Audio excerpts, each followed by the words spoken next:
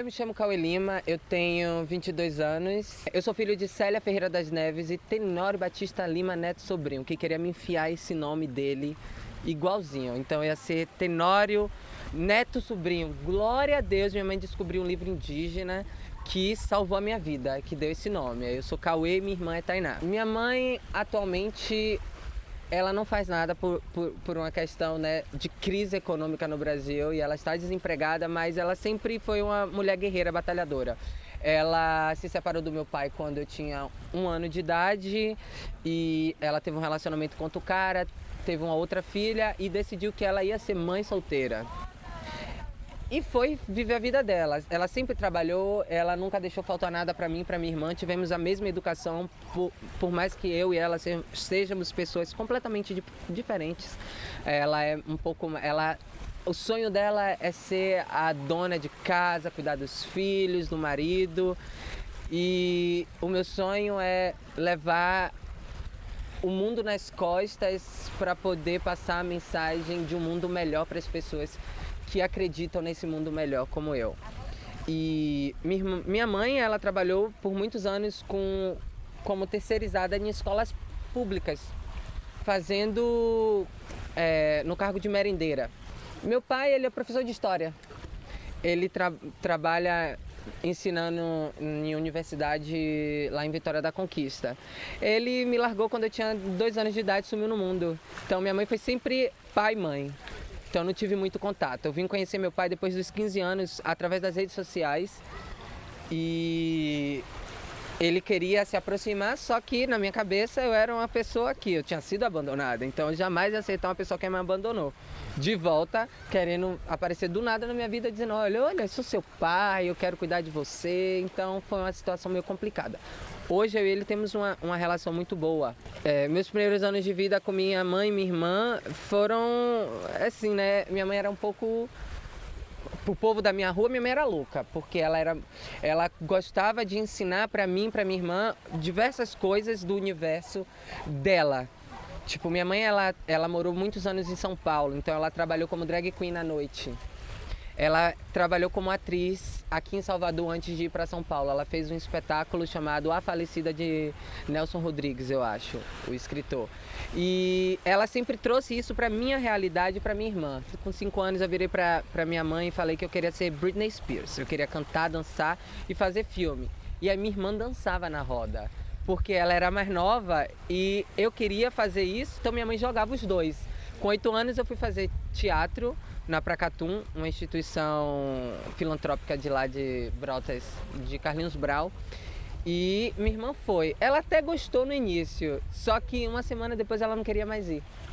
Porque tinha que andar de perna de pau, tinha que fazer um monte... Tinha que lidar com pessoas, ela era meu bicho do mato. A minha relação com minha mãe e com minha irmã hoje é muito tranquila. Tipo, na minha casa... Hoje só mora eu e minha mãe porque minha irmã é casada. E porque minha irmã, ela teve uma vida assim um pouco mais evangélica do que eu, do que minha mãe. Minha mãe é lésbica e eu sou gay. Minha irmã era a única hétero dentro de casa. Então, e ela ainda ia pra igreja, então ela não concordava muito com essa situação. Eu tenho uma mãe lésbica, um irmão gay, eu sou a única diferente da casa. Então ela casou e saiu de casa, foi morar com o marido. Só que vive lá em casa. Com 8 anos de idade, eu tinha 8 anos e minha irmã tinha 5. Minha mãe apareceu com uma camisinha feminina e uma camisinha masculina. Ela sempre conversou abertamente sobre sexualidade dentro de casa, porque por ela ser homossexual também, ela ser lésbica, ela queria mostrar para os filhos que existiam outras possibilidades e que era pra gente seguir o que cada um acreditasse. Eu acho que foi o pilar da minha educação dentro de casa foi essa questão do respeito à diferença do outro. Tanto que minha irmã, ela é completamente diferente de mim, eu sou completamente diferente da minha mãe, mas a gente tem uma relação muito boa hoje em dia. né? Porque quando criança eu e minha irmã quebrava o pau mesmo, mas é coisa de criança, coisa de irmão. Mas hoje em dia a gente tem uma relação muito boa. Ela aceita a minha vida sexual, aceita a vida sexual dela e isso é, digamos assim, eu vejo que eu tenho uma família perfeitinha, não é de comercial de margarina, mas é a família perfeita da diversidade. Minha primeira infância foi muito tranquila, né? Foi a fase que eu conheci um pouquinho do que era o universo lúdico. Eu era uma criança que tinha um mundo na minha cabeça. Era como se o mundo aqui fora não fosse absolutamente nada. E com 10 anos de idade, esse meu mundo que eu tinha criado lúdico, ele foi completamente prejudicado, porque eu sofri um abuso sexual. E isso mexeu demais com a minha cabeça, porque eu era uma criança inocente e tinha toda essa questão da arte, né? Do envolvimento com a arte e tudo mais. Então, o meu mundo lúdico, depois do abuso, ele virou um mundo completamente obscuro. Meu comportamento mudou. Minha mãe trabalhava e eu tinha 10 anos. E vivia eu, minha mãe, minha avó, meu avô, mais 2 primos e minha irmã. E um desses primos meu, ele tinha 16 anos, então estava começando essa fase da sexualidade ativa, né? E nesse período chocou, né? Comigo, eu até hoje eu não consigo compreender o que é que deu na cabeça dele. Eu também não preciso mais compreender. Mas começou num Réveillon, o fato foi esse. Começou em um Réveillon na virada de dezembro para janeiro, eu não lembro mais ou menos que ano, 2005. Tava com 10, então, foi em 2005, virada de 2004 para 2005. Eu tinha acabado de fazer 10 anos. E meu primo chegou bêbado do Réveillon da Barra e eu estava tomando banho. Porque quando minha mãe dormia fora, eu não conseguia dormir. Eu ficava ansioso, eu ficava acordado. Minha irmã conseguia dormir, tinha sono de pedra e eu não. E aí eu fui tomar banho para poder tentar dormir e foi a hora que ele chegou. Eu fui abrir a porta de casa e voltei a tomar banho. Só que ele entrou, invadiu o banheiro. E ele começou a falar algumas coisas, dando a entender de que o que eu estava fazendo era errado, mas o que ele estava fazendo comigo era certo. Eu não deveria estar acordado uma hora daquela e pelo fato de eu estar acordado uma hora daquela eu tinha que satisfazer ele naquele momento. E depois desse dia eu comecei a viver sobre ameaças. E aí eu era obrigado a repetir tudo aquilo todas as vezes que ele queria, porque eu tinha feito a primeira vez com ele, né, sem ser consensual. E eu continuei tendo essas relações com ele até os 14 anos, que foi quando eu me revoltei de fato. E eu estava cansado de viver aquilo. E aí eu pensei, o que é que eu posso fazer para poder me livrar dele? Não era nem para me livrar da situação, eu queria me livrar da pessoa em si, porque a relação em casa ela já tinha mudado. Eu tinha deixado de ser a criança que eu era com 10 anos e o meu comportamento mudou. Eu sempre fui uma criança muito inocente, muito besta. Eu vivia em um mundo lúdico na minha cabeça, onde eu era Britney Spears, literalmente. Eu só sabia cantar na porta de casa e até por conta disso eu sofria bullying já nessa época. E o meu universo era esse.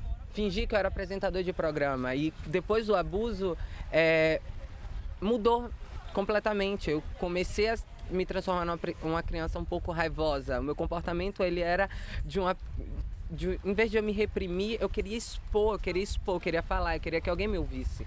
E por essa questão eu acabei que entrei em diversos conflitos dentro de casa. Então a relação em casa com os familiares, ela estava cada vez mais tensa, pesada, e ninguém conseguia me entender, ninguém queria saber exatamente o motivo de eu ter me tornado aquela criança rebelde, né? Era dito como a rebeldia, o rebelde sem causa, era o meu apelido dentro de casa. Porém, eles não sabiam a dimensão, da onde ia, onde começava aquela raiva e onde é que terminava. Então, com 14 anos, eu catei uns cigarros dentro de casa.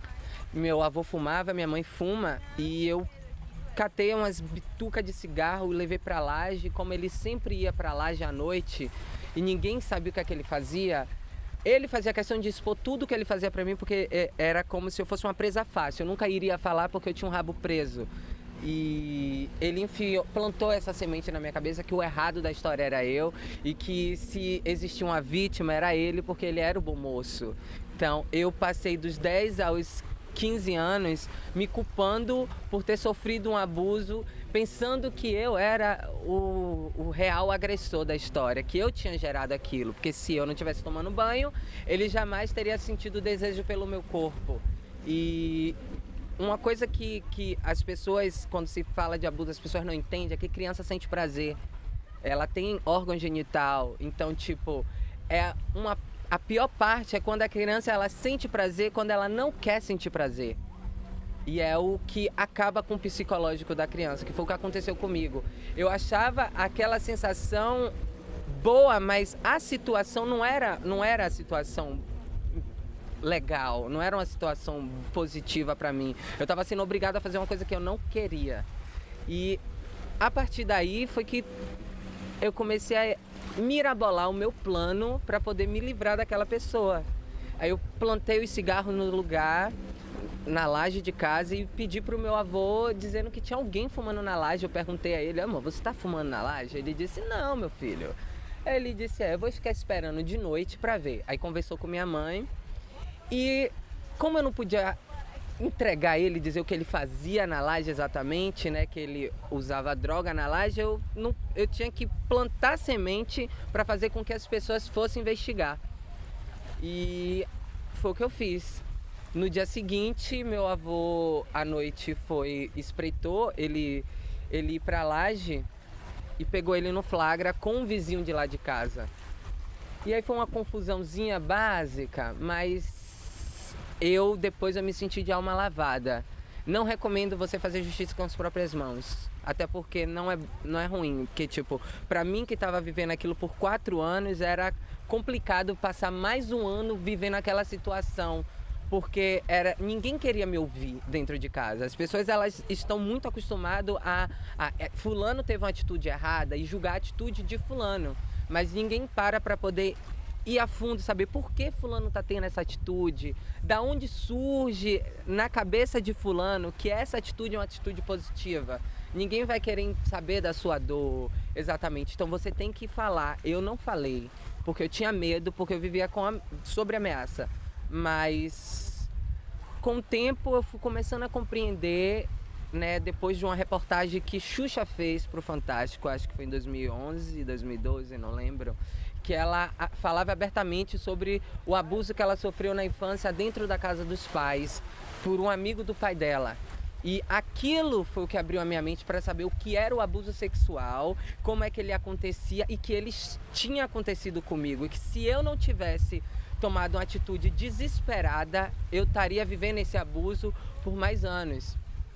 Com 16 anos, esse meu primo ele foi preso e minha mãe fez de tudo para poder tirar ele da cadeia. E eu fiquei revoltado. Aí a raiva voltou tudo de novo e ninguém queria compreender também de novo porque eu tava com raiva, porque ele tinha que sair da cadeia e voltar de novo para minha casa. Não. Eu falei pra minha mãe após uma discussão que eu tive com ela a respeito dela ir pra cadeia tirar aquele cara de lá. Tipo, pra mim tava de ótimo, bom tom, ele tá lá curtindo a cadeia dele, não tava pagando pelo crime que ele fez comigo, mas por um crime, por uma outra atitude dele, assalto à mão armada em coletivo. E eu tive uma discussão com minha mãe, uma noite de setembro de 2014, 2013. E aí foi que eu joguei a merda no ventilador, porque ela ficava me perguntando: por que você é assim? Você não tá vendo? É família, tem que ajudar. E aí eu joguei a merda no ventilador e expliquei a ela que... Expliquei não, eu gritei pra todo mundo ouvir, porque era uma coisa que tava na minha garganta. Eu tava... Por mais que eu tivesse me livrado do abuso, eu não me livrei do trauma, eu não me livrei das lembranças, eu não me livrei da sensação que eu tinha quando ele me tocava, quando ele me procurava. Como eu disse, criança ela sente prazer, então eu posso dizer que era prazer, só que o prazer ele se transformava numa dor muito grande depois. Por quê? Naquele momento, eu era uma estátua, eu não poderia me mover. Eu tinha que fazer o que aquela pessoa estava ali me induzindo sobre as ameaças dela. Então, eu não consigo dimensionar como é essa dor, mas era como se o meu corpo inteiro estivesse cheio de mãos e que o meu corpo ele não me pertencia. A sensação era de que eu estava como deixa eu ver, um brinquedo, sabe? Que passa de mão em mão e não tem necessariamente o dono. Meu corpo era como se fosse esse brinquedo, ele não tinha um dono. Ele era completamente tocado e controlado por uma outra pessoa que convivia na mesma casa que eu, que passava pelas mesmas situações que eu dentro de casa, mas que ninguém sabia. Ninguém teve um olhar um pouco clínico, crítico para saber, olha, tá acontecendo alguma coisa com o Cauê, ou tá acontecendo alguma coisa de estranho na relação entre Cauê e o primo. O abuso que eu sofri dos 10 aos 14 anos fez com que eu me fechasse para o universo LGBTQIA+, e outras siglas mais. E com 16 anos eu fui para uma festa com os amigos do colégio, eu já estava no ensino médio, e eles eram uma festa LGBT. Pronto. E tinha bebida, tinha tudo, e teve um menino da escola que virou para mim, eu vou pegar você no final da festa. Eu, como tinha 16 anos, então não poderia consumir bebida alcoólica na festa. E aí, para poder consegui consumir, eu fiquei com esse menino da escola e ele estava me trazendo as cervejas, os vinhos e as bebidas. Depois daí eu acho que eu não parei mais. E foi aí que eu descobri, com 16 anos em diante foi aí que eu comecei a minha busca por quem é o Cauê, quem é essa pessoa que habita dentro de mim, que o período da adolescência, o início da minha adolescência não me permitiu me conhecer por conta dos traumas. Eu me isolei no meu mundo e fiquei vivendo aquilo por aquele tempo. Eu brinquei como uma criança, deixa eu ver, de brinquedo, Max Steel, Barbie, até 15 anos de idade.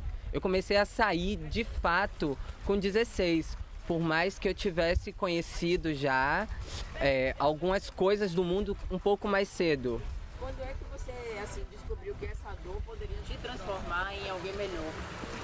Então, foi há uns 2 anos atrás, quando eu, de fato, eu comecei a entender de que eu tinha algo para falar. E esse algo para falar, porque desde da situação do abuso, fica um nó na garganta. Você quer ser ouvido, você quer contar essa história para alguém, você quer passar essa história para frente para ver se diminui, né, essa sensação negativa que você carrega do trauma.